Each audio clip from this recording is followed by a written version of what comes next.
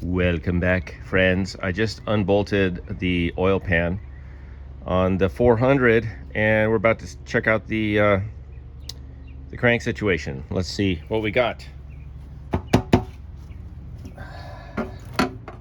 All right. Oh, good. So it is a 2-bolt main. And these blocks are a little different because they have these angled caps, which I guess are, add stability. But this is great. This is perfect. Let's take a look. I'm using a phone mount for the first time. A little bit of rust in here, but actually super clean. Wow. For old ass oil. And pretty original. Let's see what's going on here. That could be something valuable. Yeah, so everything looks good. Yeah, 2-bolt main, which is cool.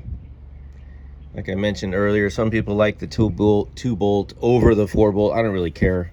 I'm not making a race car. So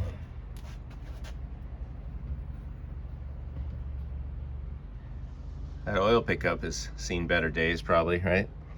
But actually, I mean, look at it. Most of the stuff down here is really clean.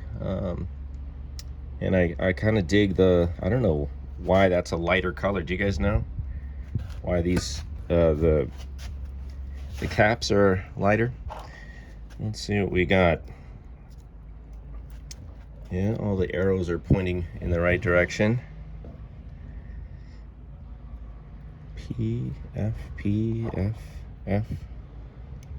Yeah, maybe I'll do a little bit of documentation for you guys if just for anybody down the road, who might want to build a 400. It's kind of funky. It was sitting. I mean, this has definitely been sitting a while, but actually, yeah, pretty good shape. Very clean. And I don't think I'm going to turn it right now, but my plan is to just use the same bottom end. I'm probably just going to take this apart, put in new bearings, and make sure the crank is cool, everything's fitting the way it should, and just put it back together and keep it going. Use the same basic parts. Let's see if I can turn this thing over at all. Hold on. Let's set you right there. Let me see if this will just do anything. Oh!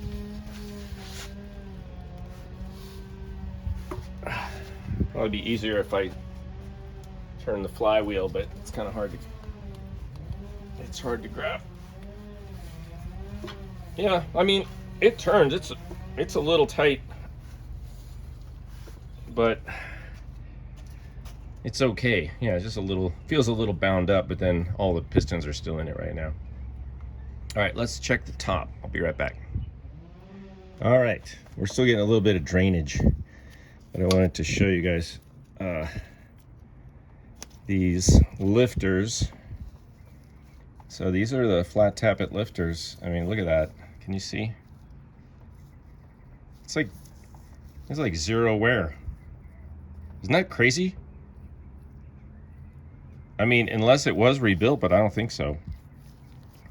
There's no signs of it being rebuilt, so it wasn't. I'm going to pull these out. It wasn't decked, I just think this is a super low mile engine. Look at that. I mean, it's like they're new. Is that even possible? I guess we'll check the camshaft and see. I'm going to check every one of these. That's crazy. That's very... Let me put that back, actually. So, should I mark where I get these? I don't know. They're all the same, but I don't know if it matters. Like I pointed out earlier, I don't know how well you guys can see this, but let me see if I can zoom in a little. The cylinder walls are really in good shape. I mean, everything's super clean.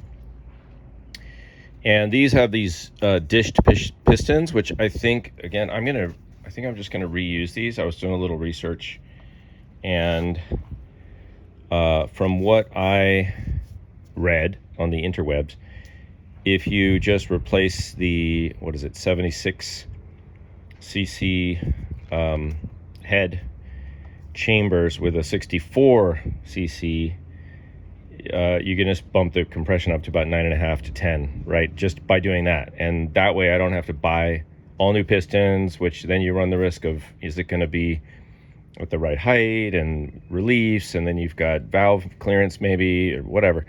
A lot of issues. But these do sit down in there a little bit. You know, the average, I'm not sure what it is. It's like 1/8 of an inch or something, or 1/16. Anyway, I'm going to continue to sort of disassemble this block, but yeah, so far so good. 2-bolt main, and everything looks to be in really good shape. All right, check this out, you guys. Remember I said it was a little hard to turn, and there was one lifter, guess which one, that was hard to get out. It was hard to get out because, look at this.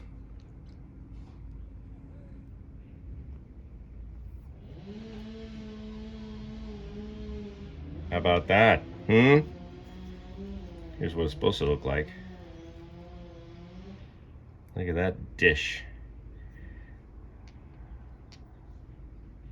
It's pretty evenly worn. This is why there was low compression in one cylinder, because the guy told me, he said everything had 120, but then one was like, you know, whatever, lower. And that's because the cam lobe won in this competition. Well, that's interesting.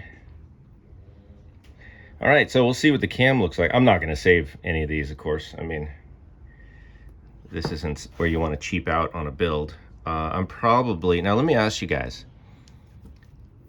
I'm intrigued by the hydraulic flat tappet action, hydraulic tappet lifter, right? But should I go roller or should I stay with the flat tappet? Flat tappet's a little risky, right? But you get a little more grunt out of them, right? They're a little hard, they're just harder, more direct. So what do you guys think? Should I stay with the legacy of flat tappet? I don't know.